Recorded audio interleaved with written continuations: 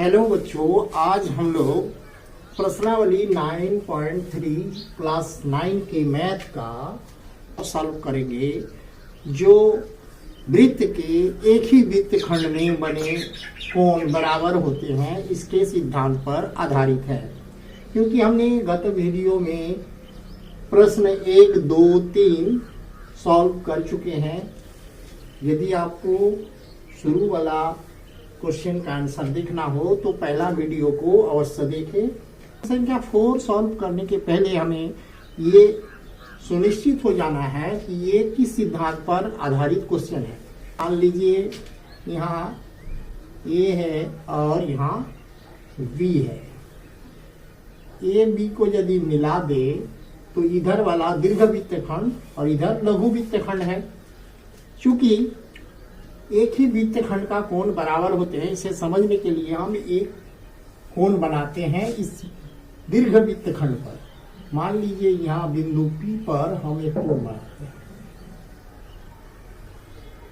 तो ये कोण का मान दूसरा कोई बिंदु Q है इसी वृत्तखंड पर, तो AB द्वारा बना Q पर जो कोण होगा ये कोण, ये दोनों बराबर होगा, यानी x होगा तो यहाँ भी x होगा। इस वृत्तखंड एक ही वृत्तखंड पर कहीं भी हम कोण बनाएं तो सभी कोण बराबर होगा।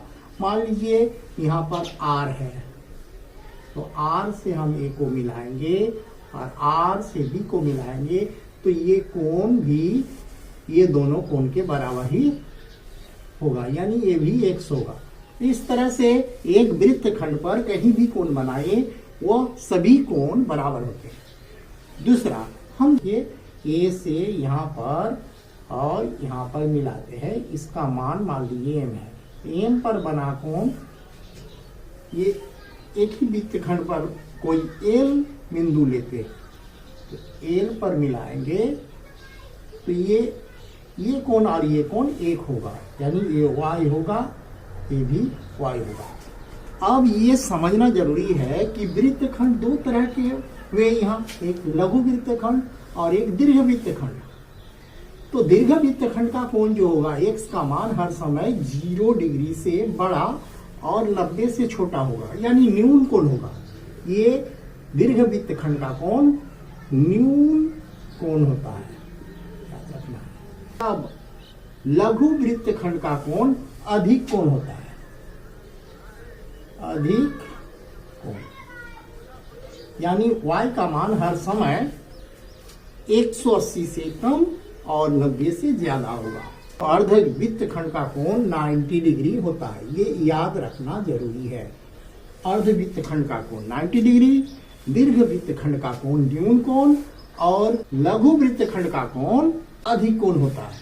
इतना समझ लेने के बाद हम अब क्वेश्चन संख्या 4 में हम लोग देखते हैं, और दीर्घ वृत्तखंड पर दो कोण बना हुआ है, कोण A और कोण D पर। ये दोनों कोण चूंकि एक ही वृत्तखंड पर है, अतः ये दोनों कोणों का मान बराबर होगा। अब हमारा ये कोण दिया हुआ है, यानी ABC कोण 69 डिग्री है और ये वाला कोण 31 डिग्री है। तो स्पष्ट है कि त्रिभुज ABC का दो कोण दिया हुआ है, एक 31 डिग्री, एक 69 डिग्री। तो हम ये कोण निकाल सकते हैं, यानी BAC कोण निकालेंगे। कोण BAC बराबर हो जाएगा 180 डिग्री में ये दोनों कोणों का जोड़ घटेगा, 69 डिग्री प्लस 31 डिग्री। इसे हम सॉल्व करते हैं तो 180 डिग्री घटाओ 100 डिग्री हो जाता है, अतः BAC का मान हमें 80 डिग्री प्राप्त होता है। इस तरह से हमारा ये कोण 80 डिग्री प्राप्त हो गया। अब चूंकि ये दोनों एक ही वृत्तखंड का कोण है, अतः ये कोण भी 80 डिग्री होगा, क्योंकि कोण BAC बराबर कोण BDC बराबर 80 डिग्री। एक ही वृत्तखंड का कोण है, अतः बराबर होगा, अतः हमें ये कोण 80 डिग्री प्राप्त हो जाता है। ये त्रिभुज के 3 कोण, त्रिभुज के अंतः कोणों का योग 180 होता है। इस तरह से हम क्वेश्चन नंबर 4 को सॉल्व कर लेते हैं। अब आगे हम लोग क्वेश्चन संख्या 5 को देखेंगे। क्वेश्चन संख्या 5 के लिए हम लोग सॉल्व करेंगे। यहाँ आकृति 9.26 में दिया गया है, एक जीवा BC दिया है और हमें ये कोण ज्ञात करना है, BAC ज्ञात करना है। ये कोण 130 डिग्री है। सबसे पहले हम तो ये देखेंगे कि एक ही वृत्तखंड का कोण से संबंधित ये क्वेश्चन है, अतः एक ही वृत्तखंड पर बना कोण ये और ये दोनों बराबर होगा। ये जितना डिग्री होगा ये भी उतना डिग्री होगा, अतः हम D कोण पहले निकालेंगे, फिर इसके बराबर ये कोण हो जाएगा। तो चलिए देखते हैं।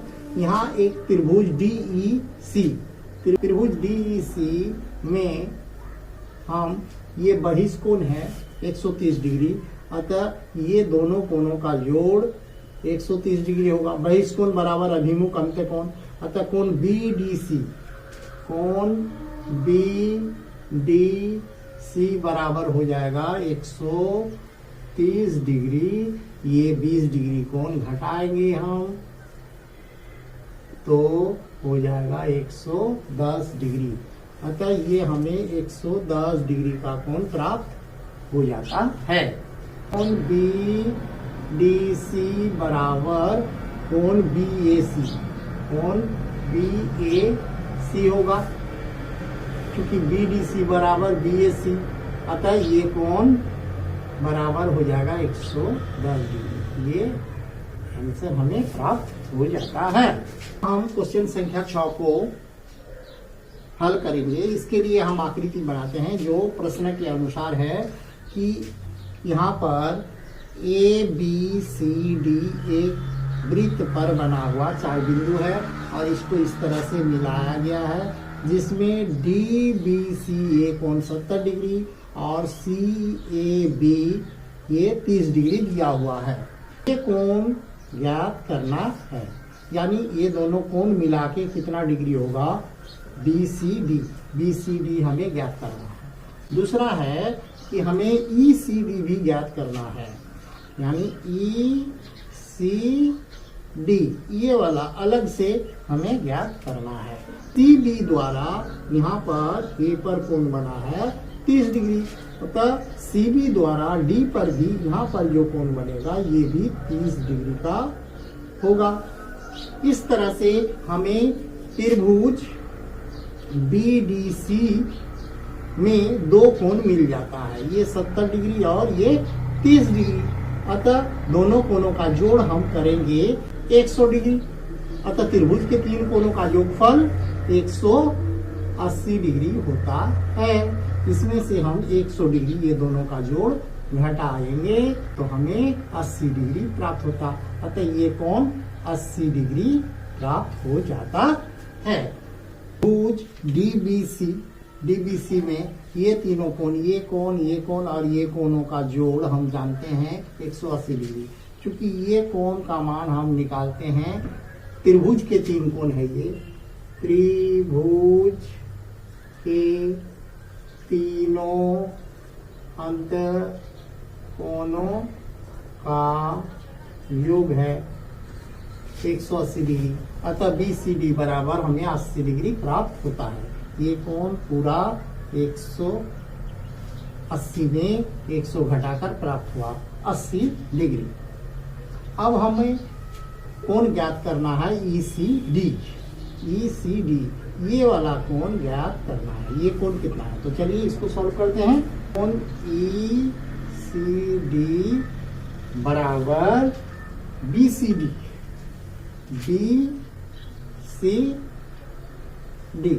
ये कोण ECD ज्ञात करना है।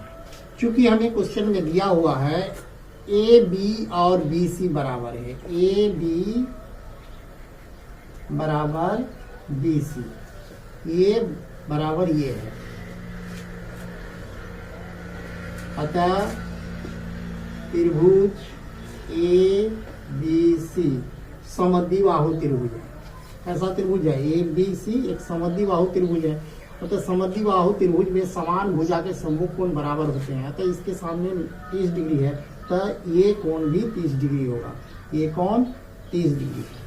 अतः हमें ये कोण ज्ञात करना है। टोटल कोण 80 डिग्री है, तो 80 में 30 डिग्री घटा देंगे। अतः हम लिखेंगे कोण ई सी डी बराबर कोण बी सी डी घटाओ कोण ए सी बी। कोण ए सी बी, कोण ए सी बी को घटा लेंगे। ये ए बी सी 80 डिग्री है, डिग्री घटाएंगे तो हमें 50 डिग्री कोण प्राप्त हो जाता है। इस तरह से ये हमें आंसर प्राप्त होगा। ये समद्विबाहु त्रिभुज है। अतः ये कोण बराबर कोण, हम यहाँ लिखेंगे कोण बी ए